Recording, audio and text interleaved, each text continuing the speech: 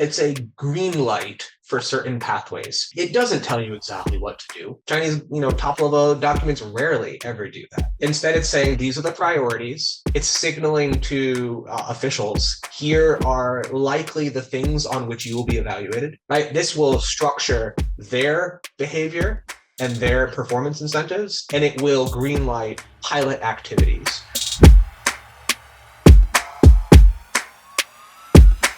Welcome back, everybody. Richard Ricker, founder of Collective Responsibility, here today with another video focused on clean energy and energy in China through a conversation with David Fishman, who is a principal at the Lantau Group. Conversation that follows up on last week's OPEC of renewable conversation I was having, where we'll be talking a lot about David's insights into the recent 15th five-year plan. Now, for those who don't know what the 15th five-year plan is or what a five-year plan is, Dave will be speaking through that. And for me, given a lot of the questions, and a lot of the conversations around China's focus on energy over the last 15, 20 years, how resilient they are today, I thought it'd be great to have them on here to talk really in more detail about how they frame this and what the roadmaps do look like. So with that, David, thank you very much for taking the time to join us. Yeah, thanks for having me, Rich. All right. So as a starting point, it'd be great to have a personal introduction to yourself and then the work that you're doing at Lantau. Yeah, sure. So I work at a company called the Lantau Group. We're an APAC, Asia-Pacific focused energy consultancy. We're advising on energy affairs, primarily electricity, sometimes a bit of oil and gas, but mostly power, and looking at the commercial aspects of the power sector. So either investing in buying or selling power generation assets and the commercial evaluation of the power generation asset, or on the downstream side, that would be large power buyers, procurement for electricity, and then increasingly in the last few years, of course, for green electricity. And that would be, for any large power buyers like data centers, metals producers, petrochemical, anyone who uses a lot of electricity, really. How'd you get into this? Like, what's your personal background? How'd you end up in China? How long have you been here? And how'd you end up following the energy sector? Yeah, sure. I've been here for about 15 years now.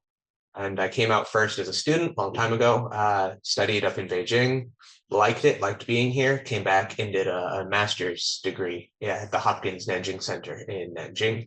I started working at a small consultancy that was focused on the nuclear power supply chain and working with companies that wanted to come to China and sell into what was, and still is, the largest growing nuclear sector in the world.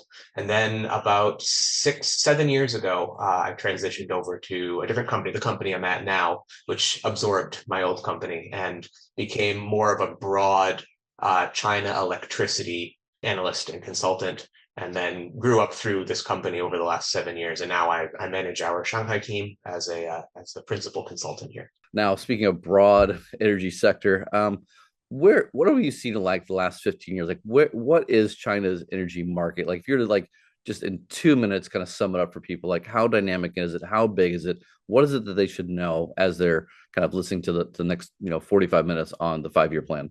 Yeah, well, I mean, if you looked at China's energy makeup, supply and demand 15 years ago, it looks like an entirely different country in scale and in the mechanisms that are allocating energy around the system. First off, I think it's roughly doubled over that period, maybe even more than doubled in terms of energy consumption and electricity consumption. And then the ways that energy and then power were being bought and sold 15 years ago, everything was very centralized and very regulated, driven by policy. And that was a model that made sense for a certain phase of Chinese development. But then over the last 10, 15 years, especially in the last 10 years, policymakers have really made the explicit decision to transition towards a more market-driven, supply and demand fundamentals-driven energy market in China.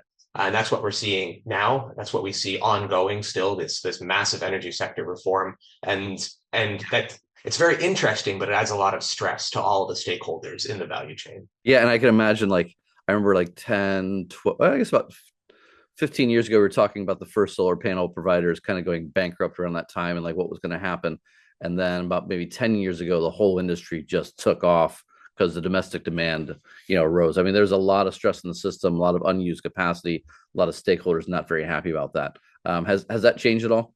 Well, everything has scaled up, but there's still a lot of excess capacity and still a lot of unused production potential. Back in those days, right, the very, very first Chinese the forays into the solar sector were really focused just on silicon. right? They were selling silicon to the panel manufacturers who at the time were in Europe and in the US. And then there was too much silicon, right? And so then they said, well, maybe we can stimulate domestic panels. Well, now we better start installing them because we have so much domestic production capacity. We thought we were going to sell them overseas. We can't. We better install them domestically instead. And then it was just incredibly successful. The feed-in tariffs were set at an attractive, a generous rate. And the overall generation at the beginning was so low that you could just build fields and fields of solar panels, and you still wouldn't be causing any type of system instability. You still wouldn't be causing any type of strain on the grid overall.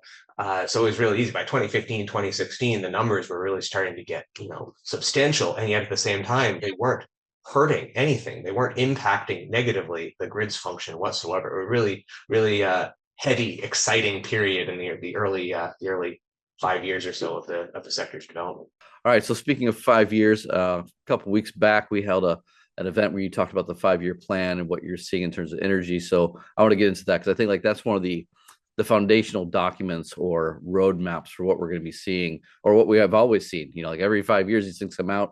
As I mentioned, we're on the 15th. I've been here, I think, for 5 of them. And it's always been fascinating to see what their focus is, how they're incentivizing, disincentivizing different things. And so to have you here to talk about what you're seeing is fantastic. So maybe as a background, what is the 5-year plan? What is it? How is it developed? And from your view, why is it an important document or an important piece? It's an incredibly, massively important document. Governs, so the full name of it is the National 5-Year Plan on Economic and Social Development, I believe. Comes out from the Chinese National Development Reform Commission, NDRC. And it is a high-level blueprint for what the economy should be working on and prioritizing for the next 5 years. And it covers, all aspects of the economy. So you've got, of course, energy, which I'll talk about, but you've got transportation or consumption or real estate, everything that's important is in there. And they're all high level things. That mean there'll be supplementary documents that drill down into certain segments. There'll be a 5-year plan on energy development or renewable energy development. Surely there'll be a 5-year plan on transformation of the transportation sector or something like that. And then also provincial level. Every province has its own accompanying 5-year plan that deals specifically with major planning for their own province. So all of these are coming in the next few months. Yeah, this thing encompasses everything. And I think for the NRDC, most people are they are the central, group that kind of decides a lot of these economic and social issues, everything from the policy down to pricing, down to the stakeholders involved. It's a really big piece of work. So with that, David, I'll hand it over to you for the presentation. So I want to open just my presentation with a little thought here about a reflection on the importance of energy security. This is a quote from Xi Jinping at an oil field up north, actually, back in 2021, talking about the energy rice bowl. So there's a little bit of a Chinese metaphor here talking about the rice bowl, especially the idea of the iron rice bowl, which in years past meant your fixed lot in life. If you have the iron rice bowl, you will always be able to feed yourself. You'll always have food. So then here, metaphorically, we've got the energy rice bowl, which means the stability of energy supply, right? So the energy rice bowl must remain firmly in our own hands. This idea about energy security and energy resilience, which has always been in Chinese energy and economic planning in some form, at least for several decades, but in the last decade or so has taken on a real quality of its own, a new unique dimension of its own that I'll talk about when we get to that page specifically. But this is an idea I want to frame for the conversation. Right, so it is a draft. I'll highlight that first. Things could still change, of course. The draft 15th 5-year plan will eventually yield a finalized 15th 5-year plan. But it's a substantial document released in March. Took us a while to read and digest it. 62 chapters across 18 different parts. There's just a lot in there, right? And it's not like there's one section called energy and then you just read all the energy related content and you're good. They spread it out all over. I've listed 4 of the parts here that have energy content, but actually there are even more here. I just couldn't list them all on the slide. Energy goals are in the major goals. Energy goals are part of the modernized industrial system and constructing the real economy. Energy goals are part of science and technology development and self-reliance in science and technology. And then very interestingly down here, part 13, energy goals are part of the construction of a beautiful China. Lots of stuff all over the document. We had to try to categorize it to make it more manageable. We split it up into these 6 top level themes, right? Like the big picture goals and carbon goals, goals that deal with the energy supply and modernizing the system on the supply side of things, goals that deal with how energy is consumed and the growth of energy demand, so kind of the downstream side of things, the technologies that must mature in order to allow China to meet its energy related goals, so these enabling industries, new technologies, talking about some of the so-called soft infrastructure of the energy sector, so market mechanisms, commercial mechanisms, and how do you finance energy projects. And then this bit about international engagement and green trade, and where China's domestic energy ambitions kind of interact with the international sector.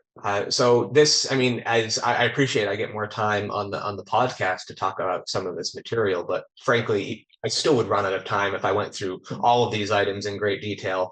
If we go from this level 1 kind of hierarchy, which is our overarching goals, and we split it up into some energy goals, some carbon goals. The things I'd like to highlight really, emissions intensity. So emissions intensity is newly elevated as an objective. It was around before, but it wasn't necessarily the key organizing KPI. It was more energy intensity, not emissions intensity. That's been a really intelligent, I think, evolution to swing the focus away from energy intensity to emissions intensity specifically. This is a real recognition. I think the key goal here is controlling emissions and making emissions intensity the organizing KPI here. A couple other items to pull out here. National energy production, right? So this is measured in terms of tons of standard coal equivalent. It doesn't mean coal, of course. It could mean anything. We just have to standardize it into a single unit.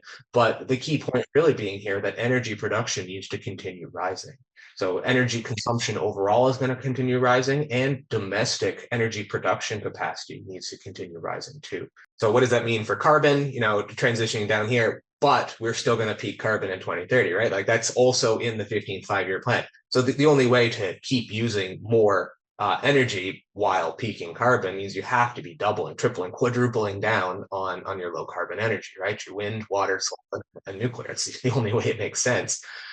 Carbon might have peaked in the last 24 months or so. It's kind of an incidental peak. The Chinese government definitely isn't claiming it. They're not celebrating an early peak or anything like that. If it happens to be true that they peaked in 2025, great.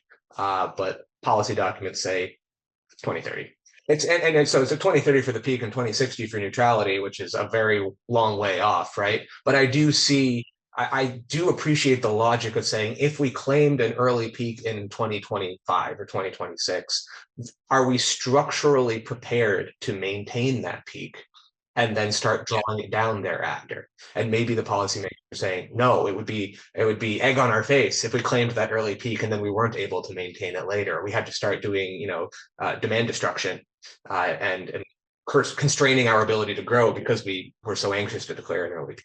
And that's also where I come back to is like maybe that part wasn't really planned. It's more a function of the fact the economy itself just stopped growing for the post-COVID hangover, and you don't want to claim a success out of that. Yeah, the power consumption growth was pretty sluggish in the last 2 years. It grew, but it was definitely easier to peak coal consumption in the power sector, for example. When power is growing only 4% year on year, still a lot, only growing 4% year on year instead of 6% or 6.5%. Like, yeah, it's easier for clean energy sources to meet the incremental growth. A couple other items here. So carbon dual controls. This dual controls refers to the twin objectives of, originally it was energy consumption and energy intensity.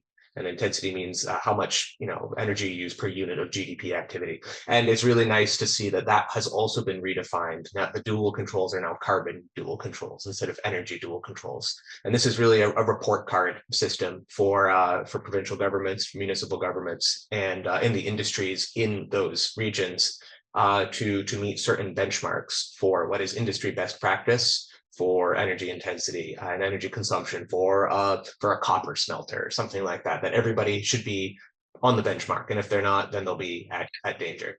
Yeah, so a bunch of other smaller things here about carbon peaking. I think really I would understand these as setting the foundation to ensure that when 2030's carbon peak arrives, that the infrastructure, the soft trading infrastructure is in place to make sure it's a durable peak and then a decline. Now, before you go into the next slide, all this was formulated well before current energy disruptions that happened in the Middle East. And I'm curious, do you view those events and all the impacts we've seen since as either catalyzing, doubling, tripling, quadrupling down on certain things in these goals? Or do you think that they would have, they had that, maybe they reformulate like the goals themselves? Like, would that have a huge impact if they'd had that while they're formulating that? Or is it just kind of a nice thing later that will help them make the goals? Going through this, and you'll see from the rest of the presentation, there's very little going on when it comes to imported oil and gas. And that's what the current energy crisis is mostly a first order effect is on oil and gas prices and availability. And it seems quite clear that this document, although it was of course being drafted before the current troubles in the Persian Gulf, had an understanding or an acknowledgement of the potential for global instability, and even maybe an assumption that the global macro environment, geopolitical environment is chronically unstable. And now that we have the ability to hedge against it, it should be a top priority to do so. All right, now let's take a look at energy supply and the energy supply system. So this one I've split up into a couple different sections: fossil energy, non-fossil energy, and then the power system itself, the power grid. Non-fossil energy we'll talk about first.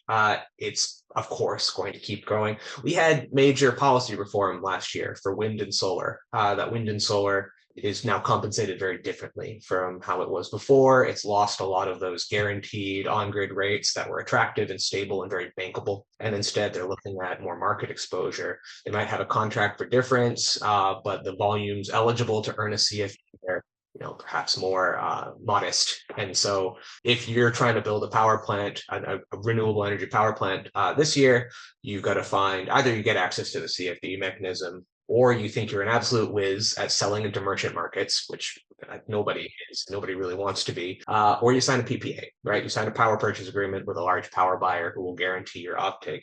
Those mechanisms are all pretty new, all pretty nascent. So I think, expanding non-fossil energy over the next 5 years is absolutely doable. I do think 2026 will probably see a slowdown in new builds compared to what we've seen over the last couple of years. Keep building wind and solar across the three norths, right? Northeast, north, and northwest, of course.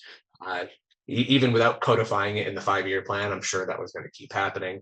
Focusing on these green hydrogen and green hydrogen derivative molecules, right? Your ammonia, your methanol, all good stuff. It's already doing a lot. It's nice to see it mentioned and called out in the 5-year plan, but it certainly was going to be going without that call out as well. Concentrated solar power, geothermal, much more speculative. CSP has been pretty small to date. I'm not sure it's ever going to be very, very large. Geothermal has a fair amount of potential, I think, in some parts of Western China.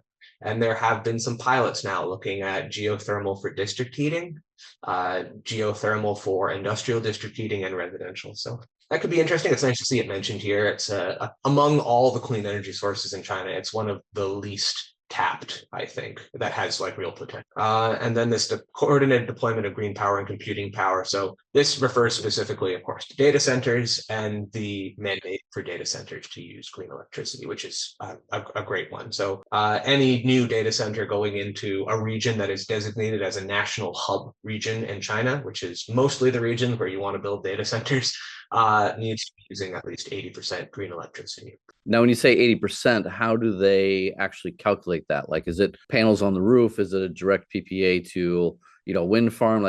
How close are they able to measure that? All of it, all of those work fine. Of course, it's annually matched, right? So it'll just be in gigawatt hours, terawatt hours, your annual consumption needs to be matched 80% by eligible green consumption, which is proved in China's case by a green energy certificate, either bundled or unbundled. So you could buy unbundled certificates out on the open market, or you can get bundled certificates through your rooftop solar, through green tariffs with a generator, or through a PPA, or green tariffs with a retailer, excuse me, or a PPA with a generator.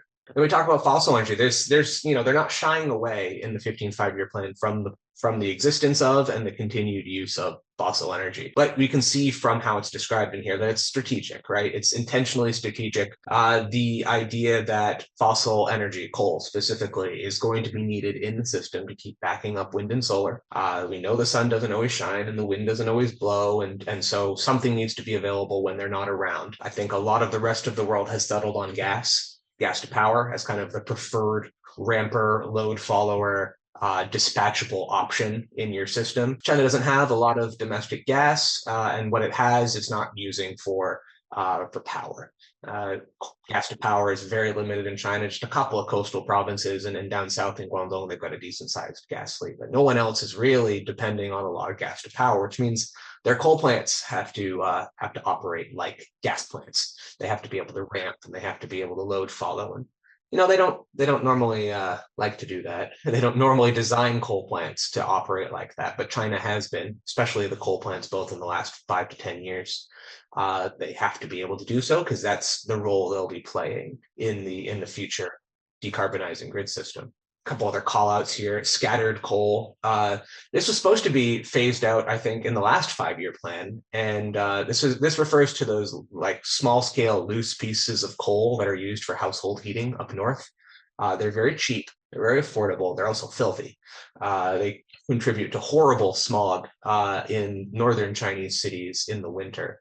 Interestingly, it's quite nostalgic for me, the smell of these charcoal briquettes. I arrived in China 15 years ago in Beijing in the winter, and for me, that's the defining smell of China in the winter, is the smell of these coal briquettes. But they are absolutely filthy from an emissions perspective. A couple other things I want to highlight. The last one I really want to highlight here is coal to liquids, this last fossil energy section. Coal to liquids, so coal gasification or coal to liquids here usually means coal to methanol, and specifically means coal to olefins. So using methanol as stock to crack open and get your ethylene and propylene. That's the pathway to plastics, right? Many plastics need this. So it's chemical feedstock, and typically gas crackers around Asia are using LPG, propane, butane.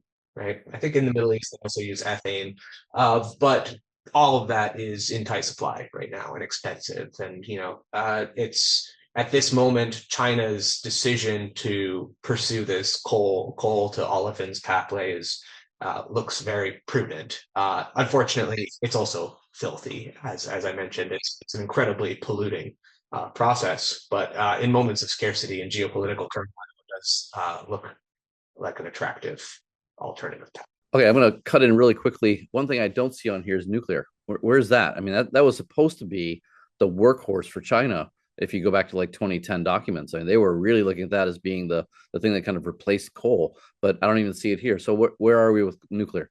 Yeah, I was a little disappointed. It was hardly mentioned in the 15 5-year plan. I had heard it was bad information, but I had heard that I should look forward to good news about developing inland plant sites for nuclear in this new 5-year plan, and I didn't see it in here. And so there is a mention somewhere else of nuclear. It's a very passing mention. It says continue to stably and safely open nuclear power plants in appropriate coastal regions, right? There's nothing new in there. There's nothing exciting in there.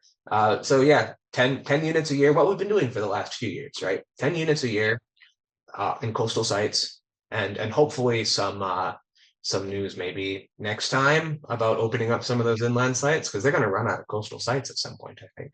So I guess as a takeaway, nuclear is not going to be a major focus like, say, clean tech and some of the other things. Like, we can kind of say, okay, it's not in the documents, so it's not going to be like, we're not going to see this earth-shattering kind of explosion of nuclear facilities coming online. Yeah, I mean, we'll continue to see, I think, the trend that has been established already.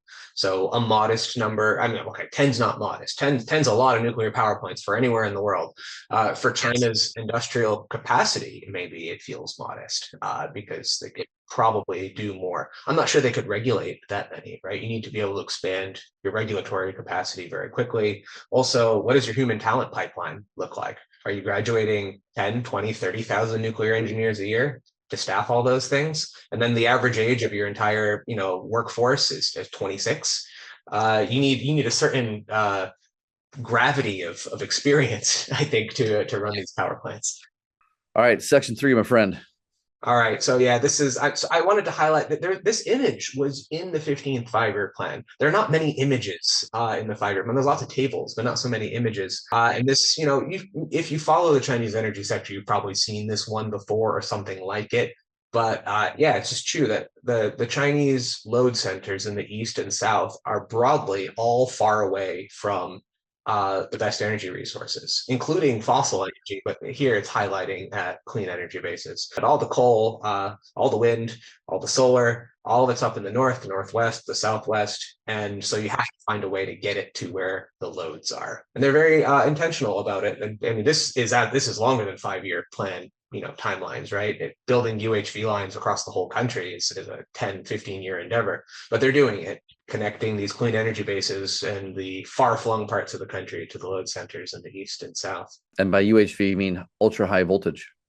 That's right, ultra high voltage. So allowing you to transmit power for very, very long distances with very minimal line losses. So energy 3, what's going to happen on the energy demand and consumption side? Electrification is the big story here, right? When I talk about electrification, I mean the ratio of electricity, or the portion of energy use which is electricity, and not access to electricity, a different definition of electricity, and essentially just using electricity for every single thing that it can be used for. Right, we're talking about performing useful work, and usually heating or lighting or kinetic movement are the works that we're after. And electricity can do all of these things in theory. Like physically, there's nothing stopping electricity from doing almost all the work that we need. It's not very efficient. It's not very cost effective usually to have electricity to do that, or it's just inertia, that you already built something that does, that works in a certain way and it relies on fossil fuels. And so it will require additional investment to swap out a heating system that uses natural gas for one that uses electricity. But that's how you get your gain. That's how you're able to keep economic activity at a same level or rising while using equal amounts or less energy total. Because electricity, when it performs work, is just so incredibly efficient, right? Electricity loses very little of its potential energy when it does work. And so everything that can be electrified will. Buildings, heat pumps, of course, that's mentioned in there. Electrification of industry, so we're talking about like electric resistance heating, experimenting with electric crackers for natural gas crackers.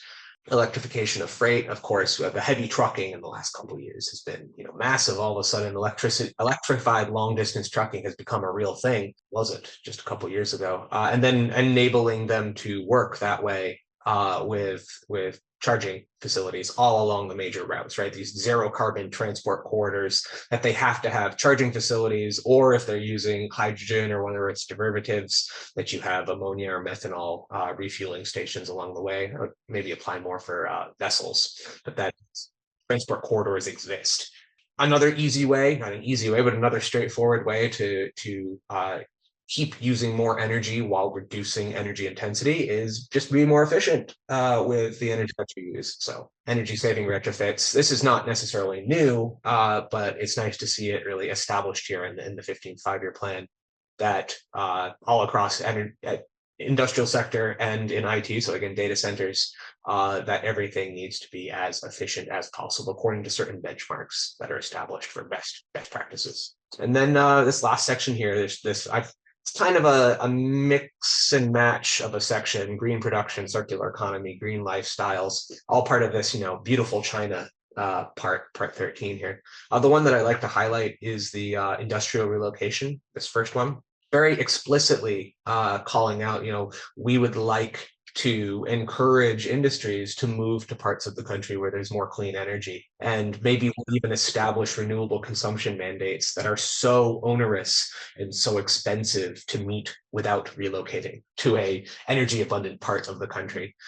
So either carrot or stick, we really would like you to go somewhere else. And it also helps the local economy, right? Helps with jobs, and because those energy rich parts of the country are usually parts of the country that are less economically developed. So seems like a win-win-win, except maybe for the cost structure of the industries. So the thing to highlight here is electricity share of final consumption. China's just crossed 30%. 30% of its total energy consumption is in the form of electricity, which is very high for the world. That's already good enough for, I think, top 5 or top 7 countries in the world, just shy of Japan. And it really speaks, I think, not so partially to China's great achievement in this regard, but also to the broadly low levels of electrification around the world, that we don't use electricity for what we could broadly. I think the global average is right around 20-21%. And when you look at a place like Norway's 47%, I believe. They've got a lot of hydropower. It's inexpensive. They use it for everything. So Norway kind of sets the bar for what's possible right now. If electricity is super abundant, what would you use it for? Well, it turns out half of all the energy in your economy could be in the form of electricity. The gap between where we are and the potential, and even where China is and the potential, is still substantial. But they are expecting, or some, China Electricity Council is expecting 35% by the end of this 5-year plan period. I don't want to go into this one in too much depth. I think it will take too much time to explain, but just understanding here that one of the options that's being rolled out for industrials is something called a direct green power supply project. And this involves you investing in a near site wind or solar farm, and the grid company, State Grid or China Southern Grid, building you direct connect infrastructure. This kind of thing has always been technically possible, but the details were just ridiculous. Like, how do you price the infrastructure that State Grid is going to build for you, and why would State Grid even entertain such a conversation? Well, now it's in national law. If you want to do this, State Grid has to support your infrastructure, and there's even a fixed pricing schedule to explain how it will be priced. The big motivator for this is for exporters, really. Anyone CBAM exposed, Chinese exporters trying to send goods to Europe, worrying about the carbon border adjustment mechanism. CBAM doesn't recognize indirect energy consumption, like through the grid, to offset your emissions. They only recognize direct connection. So the policymakers had to create a solution for the exposed exporters, and this is their solution. It's interesting to see how they adapted to that and how effective the CBAM itself was in driving this policy. Yeah, what's really notable is at the same time as they're going, they're lodging formal complaints, they're talking about going to the WTO to talk about unfair trade barriers, but policymakers at home are already responding very practically, right? They're just saying however it goes in the end, we'll create a policy institution so that you can go ahead and build a nearby power plant, get the direct connection, and claim emissions reduction. And keep doing your business. We expect this is really going to benefit, especially battery producers. You were mentioning how the state was kind of forced to do this, the state grid. Does that mean that they're losing inherently through this economically to do this, or is it just, because I'm curious, like if the market wasn't already doing it and they weren't ready for it and they were forced upon it, who's losing, or whose power got shifted away from them to make it work? Probably State Grid. Like, State Grid didn't want to do it. I don't think they're going to take a loss on it, but it was like not their normal business scope, right? They get like some municipal branch of State Grid is approached by an industrial and says, I want to build a wind farm over there. Can you build me a medium voltage connector? And they're like, no, go away. I'm busy. I have other things to do. And now they can't. All right. And now they have to like entertain that request. All right. Let's keep moving along here. All right. So the next generation of technology. What type of technologies must be mobilized in this period of the 5-year plan? but I see these specifically as mobilized and experimented with in the next 5 years, because we're going to need them in the subsequent 5, 10, 15 years, right? So some of them are a little bit vague and high level, just we need to keep working on more new energy, more new materials. Okay, sure. Innovations in new solar cells. I believe this is referring to perovskites specifically. And China, I mean, lots of people are talking about perovskites. I don't know if they're ever going to really be a big thing, or if they're always just going to live as this really neat innovation and a laboratory of somewhere. But at least one or two major Chinese manufacturers, at least one tier one solar producer, GCL, is pursuing perovskites in more than a kind of incidental way. They're not just doing laboratory stuff, right? They have a major production facility in Kunshan. Talking about ultra deep water oil and gas development. So here's one of those few mentions of oil and gas, right? There was one previously that just says we need to just keep enhancing our oil and gas production. We need to keep improving. But here's a hint about how they're going to do it, right? Ultra deep water. So drilling at some depth that would be, standing out on an international basis, really, in an effort to a recognition that there's no getting rid of oil and gas entirely. So that which we must use, we'll see how much we can produce domestically. Their natural reserves are 2 kilometers underneath the Sichuan mountains. And as I remember, the only thing I kind of agree with the Exxon CEO on at one point was he said it'd take them 25 years to refine that stuff. It's just too far down. So they don't have the benefit of the cheap sands that we have in North America. They've already harvested all the low-hanging fruit, and I think the medium-hanging fruit as well. And now it's just the really difficult plays like that. And they've one quietly successful but unappreciated story of the last 5 years, 10 years. The 14th five-year plan 5 years ago called for ramping up Chinese gas production. Actually, that was part of a 7-year, the transformation of the gas sector action plan, something like that, released by the national oil and gas companies. And Chinese gas production has risen consistently every year since that action plan came out. It's still modest compared to their overall consumption needs, and that's why they import a lot of gas. But it's really helped to hedge in the current context. And then some future industries, right? So here we get a mention for hydrogen and nuclear fusion energy. It's neat to see it mentioned in the 15th five-year plan. I don't think it's going to be relevant in the next 5 years. Fusion, that is. China is pretty active in fusion research. It participates in the international ITER project, as well as a domestic project of its own. But it's all very experimental stuff still. So just highlighting a couple of things, right? So China's largest offshore gas field, fully operational. This is actually their first ultra deep water gas field. And then I highlight here GCL won a deployment scale, industrial scale deployment for some of its solar PV hybrid perovskite cells, which is a nice achievement. It's not a huge project, right? 1.2 megawatts is not going to win any awards, but it is notable that you've got a major tier one solar manufacturer and the customer is Huaneng, so you got a major tier one SOE buyer developer as well. And let's talk about the area where I actually spend the most time in my day-to-day, just the mechanisms of the market. How does the market work? What is the role of the market in encouraging certain types of energy sector behavior and investments? China has transitioned to a mostly liberalized or marketized power sector. So power is priced according to real time or at least supply and demand conditions, not always real time. But here we talk about this national unified power market, which is a really, really ambitious thing that is set to be completed by 2030.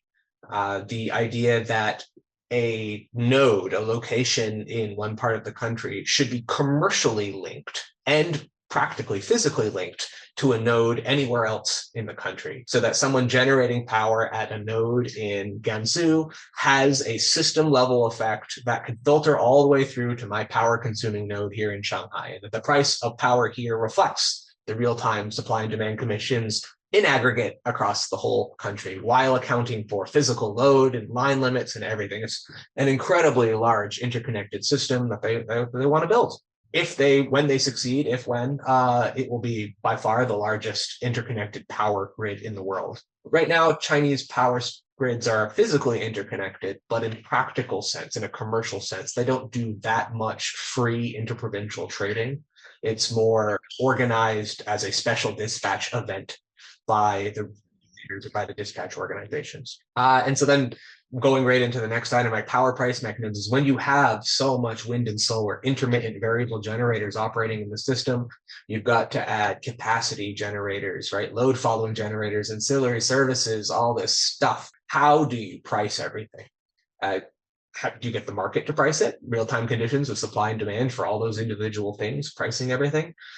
What is clear right now is, although there's been a lot of evolution in the Chinese power sector, they absolutely have not gotten to the point where they could let the market do all these things. But it's a key goal in this 5-year plan. And then some infrastructure side. So, I think I mentioned during my previous presentation of this that like China doesn't really have challenges funding green infrastructure, like the vanilla kind of green infrastructure, right? Like wind farms and solar farms, no big deal. Things are bankable.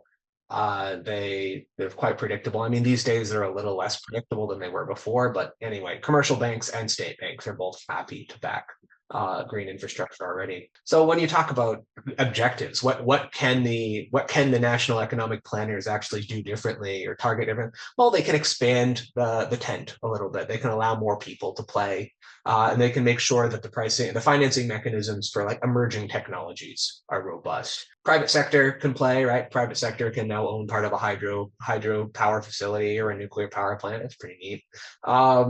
Allowing like green financing to be part of institutional assessments and making sure, I mean, it's mentioned here, green finance, inclusive finance, pension finance, digital finance, all these like good things to be pursuing, but it's nice to see it codified in the 5-year plan. The financing section, it looks large here, but it's all little notes, little items. Just as you mentioned, codifying things. And then, and this is just the top level 5-year plan, right? There might be a whole section on, the 5-year plan on transformation of the financial sector or something like that. And then we get lots and lots of details about what all these things mean.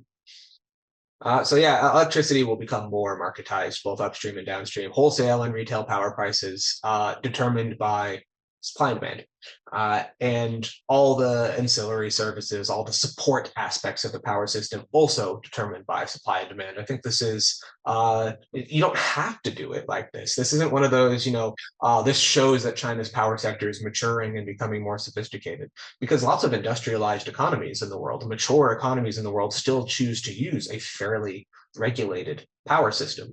Chinese policymakers have decided that it is prudent to enjoy the benefits of a marketized system and manage the potential downsides of a market system. For example, exposure to volatile fuel prices.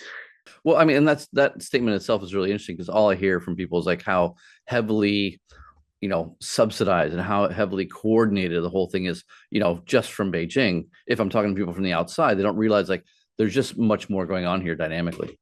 It's a very, structured pathway that was followed here, that kickstarting at the beginning requires subsidies and state support, because we won't get started without it. And we'll give them support, and they'll sell into a regulated system at a fixed feed-in tariff, and everything will be very structured. But what they're doing along the way is we're strengthening our financing mechanisms. We're strengthening the institutions of how we contract for power and how we sell power. And of course, the manufacturers are getting much, much better at manufacturing because they've got the scale. And then now that we've enjoyed all this growth in institutional capacity and manufacturing capacity, we can start yanking back some of the scaffolding, some of the support. And look, the thing stands on its own still. And eventually you yank away all the support and scaffolding, and you see if the thing still stands on its own. And we're very, very close to almost all the supports being yanked away. And so far, it looks like the thing is still standing. I go back to kind of Obama's loan to, I forget the name of the solar company, it was a $500 million loan. The scaffolding was they gave them the money to produce, but they didn't give them a market to make. And so, who's going to buy the panels? How could they support the actual long-term, business model? It just wasn't there. And I feel like those are some of the disconnects that China's been, aiming to at least understand and then solve for. And there's a real belief that if we just do it bigger and we allow competition, they'll figure out how to do it cheaper. And once they do it cheaper, they won't need as much support anymore. And so far, it's been true. All right. And then international segment, which of course kind of plugs into the statement I just made, right? You're doing all this domestic support. What does that mean for your international trade partners? Well, by and large, it means your international trade partners are facing some stress, right? Of course, they can use their own industrial policy.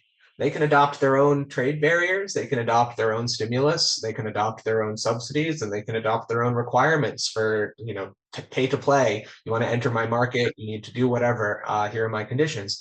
That they choose not to is a matter of their own decision making, their own political philosophies, perhaps, about trade. But when it comes to decarbonization, I become much less. I couldn't possibly be a free trade maximalist when it comes to decarbonization and clean tech. I just want the stuff deployed as quickly as possible. I want it built, I want it deployed, and I want us to, use less fossil fuels because of it. The thing I would really highlight here, and from the 15th five-year plan regarding China's relations to the world on green trade and climate, is the second one here, this international rulemaking and governance item. Two parts to it, right? Promotion of Chinese solutions to international rulemaking. That's a much more assertive posture than we've ever seen from China in the past. That we always used to see language that, China would be a good global citizen, China would be a responsible citizen, it would uphold its side of the bargain, it will do what's asked of it, but not that China will propose solutions and become a leader. The second item here, climate global governance, participate in and lead global climate governance. That's much more assertive phrasing than China. And this is very, very new. We can't even say it's maybe 2 years old, 2 or 3 years old. Speech writers on the Chinese side, with the approval from the top people, decided to start making a more assertive claim to China's right to, participate and set, not just participate, to set the agenda on climate. Some quotes that I grabbed from things in the past, right? China will honor its commitments on climate, will actively participate and contribute to global climate governance. And then this, much more muscular phrasing that has appeared in the last couple of years, right? We will steadily move forward global climate governance. We will jointly write a new chapter in global climate governance. We see it reflected in Xinhua, op-ed commentaries. China injects momentum into global climate governance. And then the exact phrasing here from the 15th five-year plan, actively participate in and lead global climate governance while adhering to the principle of common but differentiated responsibilities. That's a real tone shift. What is behind this tone shift? I'm only speculating here, right? Because I don't have I'm not on the fly on the wall up in Beijing, but I got to imagine it's partially increased confidence, right? Increased confidence that you have the ability to say something, that you have the ability to be more than a contributor. Partially a certain gap in existing governance. Certainly the United States withdrawing from a lot of international institutions in this regard has left space for someone else. And then partially I think a belief that, or a recognition that without a stronger guiding role, that you're disadvantaging yourself, that you're letting others set the agenda and set the terms, and then you're always a participator, you're always a follower. You let others define what does climate leadership mean, what does a good climate partner mean, and then you're trying to define why other people's definitions, or explain why other people's definitions are not good for you. Yeah, I go back to that third one probably more than the others. I think they tested the messaging when Trump version 1 pulled out of Paris, and they could then make a play for the leadership role. And everyone's like, whether or not there was actually anything operational behind it, that you can debate that later, but they kind of tested their ability to step forward when someone was stepping back. And I think that was one. But through that confidence that you mentioned, I think maybe up front, they've kind of grown tired of other people telling them what to do or what the standard should be, or even how to certify the results. Like they're setting up their own bodies for certification now, their own nonprofits, their own NGO sector that will then do that work, that can compete with, say, LEED on one side or Organic Fair Cotton on another. Like they're trying to set their own tone, so that way they can even extend into Global South and to other trading partners, make it a little bit easier for them to trade into China when maybe another standard isn't so easy. The type of discussions I've seen over the last 2 years when it came to feeling really disadvantaged because because China didn't get to participate in how certain things were defined, how standards were set, how definitions were drawn up. There was a really interesting exchange I had over the word leader and leadership. And it was just around COP when Chinese voices, punditry was saying, China is demonstrating climate leadership. And there was such a pushback against that phrasing. Like, how can you say you're demonstrating climate leadership when you have set such, modest targets? You're still building coal plants. You're doing all these negative things. That's not leadership. Chinese commentators came back and said, leadership to us means something different, right? Leadership doesn't mean leading by sacrificing by example, right? That's German style leadership. That's Western style leadership. We're not sacrificing by example. Leadership means emboldening and empowering you to hit your goals. Leadership means providing clean technology that you can choose, right? Like if a leader can't help you bring your goals, then what kind of leader is that? So there's this real recognition of like, oh, this word got defined on terms other than ours, and it's not fair. Now we're on the back foot, always trying to defend what leadership means. Yeah, and I see that even if I'm in Southeast Asia, a lot of them trying to figure out what does that mean for them as well. Like, everyone's trying to reshuffle. They need these clean tech energies. They need it at price, and at the scale that China can provide. But you're starting to see like, okay, they're trying to figure out who are they supposed to balance off of, how they do it commercially, what kind of goals can they set, and a lot of it's defined by they're watching their bigger brother go through the system first, and hopefully trying to stand underneath their umbrella a little bit while they figure out what it is that they need to be doing and who they need to be reporting to, versus just saying, okay, we're only going to go to the COP system or only CBAM as the guideposts.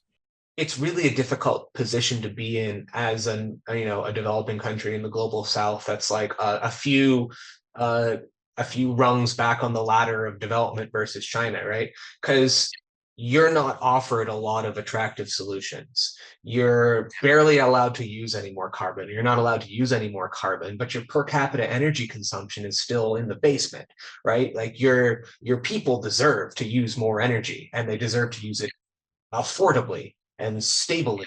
And yet the international system says you can't. And there's a point, right? Like we have exceeded the global carbon budget. I'm sorry, you're not allowed to have anymore. And so then, what does leadership mean here, right? Leadership means squaring the circle in an impossible situation and finding a solution to using more energy without using any more emissions. And that's commercial mechanisms, manufacturing capacity, financing mechanisms, because it's all revolving around clean energy, which unfortunately, in many cases, costs more. Yeah, and I'll go to Vietnam on this one where, until about 2 years ago, it was just a hard no for any renewables, on the grid itself. Like they were just like, we're not taking this. And then not for a carbon. I think they came back to some of the similar conditions that China was facing around energy resilience, but also economic performance. Like they could not grow their economy if they didn't grow their grid, and their grid couldn't be grown only through traditional means. Like they need to bring renewables on. Now they're able to kind of stand up and say, okay, now we have a carbon target. Like now we have that fundamental thing in place, but don't think you're going to send us backwards. Like, we've made a lot of progress, in the last 50 years since the war. We're going to keep going forward, but we're going to have a different path for doing so.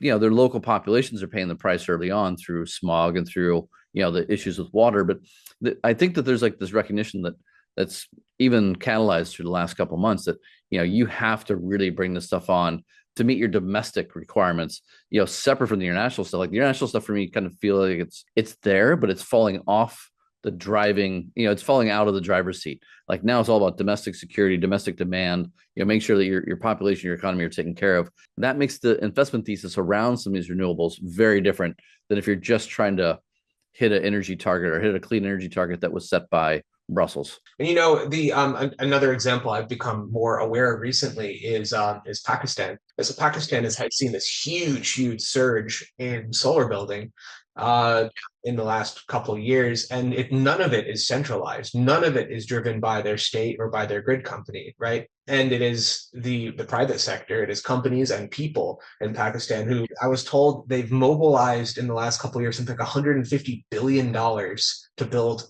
mostly off-grid solar, which is incredible, right? We're not talking about a very well. We're talking about a developing country, right? And yet they mobilized that much capital, not even through central government forces or through large utilities, to build all this solar, because that was the only way to meet their needs. They were seeing responses that were too slow from the state, and the state wasn't able to provide and meet their needs. And so for them, that story is a Chinese solar story. So in the eyes of the Pakistani solar installer, the leadership means I got the solar panels I need to create a solution to the problem that no one else was giving me a solution to, and we didn't even violate any of the carbon emission, practices. All right, man, we have to wrap this up in the next few minutes. And I would just kind of like to ask you an open question, because I mean, there's a lot of individuals who really don't understand what's happening here. They hear the popular myths, it's all subsidized, it's all state run. But, what is it about this document that you like? If you take this away, this, as you mentioned, this is a draft. How does this filter through the economy from here? Like, what's the general path from national, provincial, local? And, how much wiggle room do different stakeholders have in implementing the broad scope of goals and policies and incentives of this document? Yeah, it's a green light for certain pathways. It doesn't tell you exactly what to do. Chinese, top level documents rarely ever do that. Instead, it's saying these are the priorities. It's signaling to officials, here are likely the things on which you will be evaluated. You want to get, a promotion, you want to go up to the next level. These, along with economic performance, which is always in there, like, here's the other things. Is it green? Is it sustainable? Does it, how many industries did you convince to relocate to clean energy area parts of the province? Something like that, right? This will structure their behavior and their performance incentives, and it will greenlight pilot activities, right? They don't tell you what to do. There's a phrase I've taken from Professor Yuan Ang, who's at Hopkins. She wrote the book How China Escaped Shock Therapy, and she talks about this idea of directed improvisation. So Chinese government documents command you to go out there and improvise, right? Here's the problem, and here's the endpoint I'd like you to get to, and I'm not going to tell you how to get. Go figure it out. So this is like a blank check for a bunch of directed improvisation that's about to happen over the next 5 years. Some of the things are well known already, a bunch more are not, and we're going to see a bunch of provinces and municipalities trying things out to meet the intention or the spirit of it. We'll meet the spirit of the 15th five-year plan to try to figure out how to stay in alignment with what the top leaders have decided should be the national priority. So that's what you'd expect to see right now in practical sense. A bunch of industries and local government officials trying to figure out how to meet the targets, and then evaluations happening on their performance based on what was described in this document. Awesome, man. Well, thank you very much for taking the time to join us and to walk us through this. I think, there's so many misconceptions about what's happening here, but what the roadmaps they're building, the technology they're investing, the pilots that they're taking on, these are things that not just that are benefiting them, but I think they can benefit others in many ways. Like, there's just so much happening here that even like when I'm in Southeast Asia, like that they could be learning from. Like, this doesn't have to be this big scary monster beast in many ways. Like, they're really laying very different tracks and taking a very different path forward. And part because I view like they realized 15 years ago, 20 years ago, like energy is not secure. Geopolitics is not something they want to be too exposed to. And that they also have the prowess to really build a lot of insulation domestically.